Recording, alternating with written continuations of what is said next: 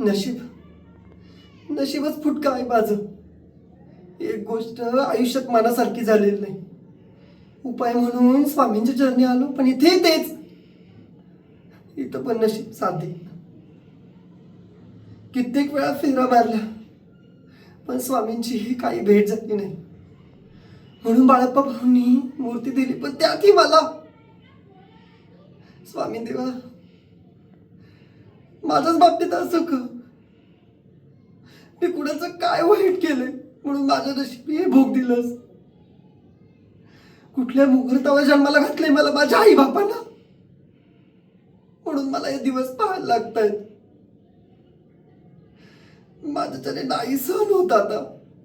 स्वामी स्वामी मला दर्शन द्या, दर्शन द्या.